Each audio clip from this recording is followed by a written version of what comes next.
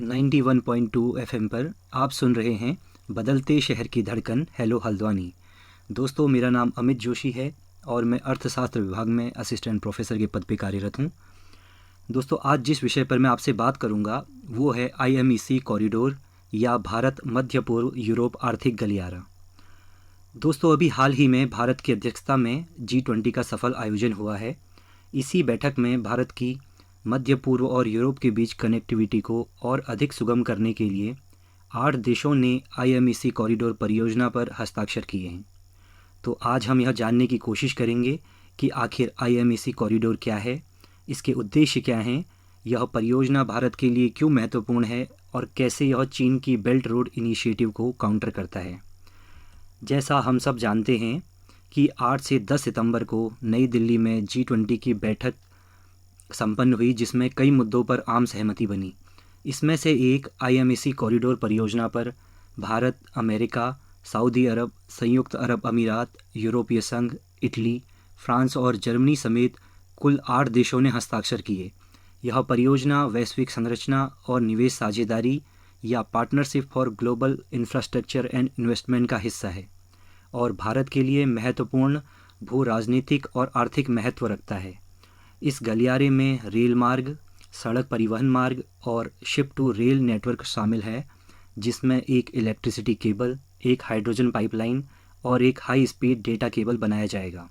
दोस्तों, प्रस्तावित IMEC corridor में 2 प्रमुख गलियारे होंगे, पूर्वी गलियारा और उत्तरी गलियारा। पूर्वी गलियारा भारत को अरब की खाड़ी से जोड़ता है। इसमें भारत के मुद्रा, कांडला और जवाहरलाल नेहरू बंदरगाह को संयुक्त अरब अमीरात में फुजैरा, जेबेला अली व अबू धाबी तथा सऊदी अरब में दम्मम और रास अल खैर बंदरगाह से जोड़ा जाना प्रस्तावित है। रेलवे लाइन संयुक्त अरब अमीरात के फुजैरा बंदरगाह को सऊदी अरब के गुआइफाट और हराद तथा जॉर्डन के माध्यम से इजराइल के हाइफा बंदरगाह से जोड़ेगी। उत्तरी गलियारा अरब की खाड़ी को यूरोप से जोड़ता है। इसमें इजराइल के हाइफा बंदरगाह को ग्रीस के पीरियस बंदरगाह, दक्षिण इटली के मेसिना और फ्रांस के मार्सिले बंदरगाह को जोड़ा जाना प्रस्तावित है। इस परियोजना का प्रमुख उद्देश्य भारत, मध्य पूर्व और यूरोप को जोड़ने वाला एक विस्तृत परिवहन नेटवर्क बनाना है, जिसमें समुद्री मार्ग, सड़क और रेल मार्ग शामिल है। तो दोस्तों, अब हम जानने की कोशिश करेंगे कि इस परियोजना के आर्थिक और भू राजनीतिक महत्व क्या क्या हैं। अगर भू राजनीतिक महत्व की बात करें तो इस परियोजना का पहला उद्देश्य चीन की बेल्ट रोड इनिशिएटिव नीति का विकल्प तैयार करना है। IMEC परियोजना को यूरेशिया क्षेत्र में चीन की बेल्ट रोड इनिशिएटिव के प्रतिकार के रूप में देखा जा रहा है। इससे यूरेशिया क्षेत्र में चीन के बढ़ते आर्थिक और राजनीतिक प्रभाव को कम किया जा सकेगा और अमेरिका के मजबूत संबंध वाले देशों में चीन के बढ़ते प्रभाव को संतुलित किया जा सकेगा। IMEC परियोजना का दूसरा उद्देश्य पाकिस्तान की ओवरलैंड कनेक्टिविटी के वीटो को तोड़ना है। वर्तमान में भारत और पश्चिम क्षेत्र के बीच ओवरलैंड कनेक्टिविटी में पाकिस्तान एक अवरोध बना हुआ है। IMEC परियोजना बनने से भारत बिना किसी रुकावट के अरब देशों से व्यापार कर सकेगा। इस परियोजना का तीसरा उद्देश्य अरब देशों के साथ स्थायी कनेक्टिविटी स्थापित करके क्षेत्र में राजनीतिक और रणनीतिक संबंधों को मजबूत करना है। इससे अरब प्रायद्वीप में भारत की रणनीतिक भागीदारी को मजबूती मिलेगी। इसका चौथा भू राजनीतिक महत्व ये है कि इस परियोजना को बाद में अमेरिका और यूरोप की योजना के अनुरूप अफ्रीका तक बढ़ाया जा सकता है, जिससे अफ्रीका के साथ अपने रिश्तों को मजबूत करने तथा इंफ्रास्ट्रक्चर डेवलपमेंट करने की भारत की योजना को गति मिलेगी। दोस्तों, अगर आर्थिक महत्व की बात करें तो IMEC कॉरिडोर विश्व के प्रमुख देशों के साथ अपनी व्यापार साझेदारी को बढ़ाकर आर्थिक विकास को बढ़ावा देने की दिशा में भारत के लिए एक परिवर्तनकारी अवसर है। दूसरा ये कि इस परियोजना से परिवहन में लगने वाला समय काफ़ी कम हो जाएगा। अगर स्वेज नहर मार्ग से यूरोप के साथ तुलना करें तो व्यापार 40% तेज हो जाएगा। इसका तीसरा आर्थिक महत्व ये है कि इससे कॉरिडोर से जुड़े क्षेत्र में औद्योगिक विकास को बढ़ाने में मदद मिलेगी। यह मार्ग बनने से कच्चे माल व तैयार उत्पादों के परिवहन में काफ़ी आसानी होगी।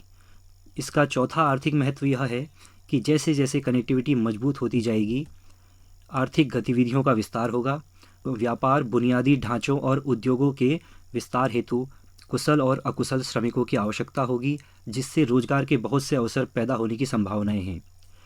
पांचवा ये कि भारत के आर्थिक विकास के लिए संसाधनों और ऊर्जा जैसे तेल इत्यादि की आवश्यकता है। इस परियोजना से भारत मध्य पूर्व के देशों से सुरक्षित ऊर्जा संसाधनों की आपूर्ति सुनिश्चित कर सकेगा। दोस्तों, अभी तक हमने IMEC परियोजना के बारे में जाना, इसके आर्थिक और भू राजनीतिक महत्व की चर्चा की। अब हम इस परियोजना के क्रियान्वयन में आने वाली बाधाओं या रुकावटों की बात करेंगे। इस परियोजना के क्रियान्वयन में आने वाली पहली चुनौती है कि IMEC परियोजना को धरातल पर उतारने के लिए रेल, सड़क, परिवहन मार्ग विकसित करने के लिए बहुत सारी पूंजी या निवेश की आवश्यकता होगी। इस कॉरिडोर के निर्माण, संचालन और रखरखाव के लिए बहुत अधिक मुद्रा की आवश्यकता होगी। अतः पर्याप्त वित्त का अनुमान लगाना एवं सुरक्षित करना एक बड़ी चुनौती है।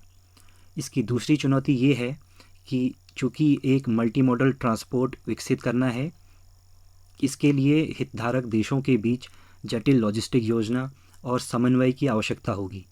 परियोजना के सुचारू क्रियान्वयन हेतु भागीदार देशों के भू राजनीतिक हितों के बीच समन्वय स्थापित करना और संभावित राजनीतिक संवेदनशीलता को ध्यान में रखना एक बड़ी चुनौती है, खासकर जब से इजराइल और गाजा का युद्ध शुरू हुआ है।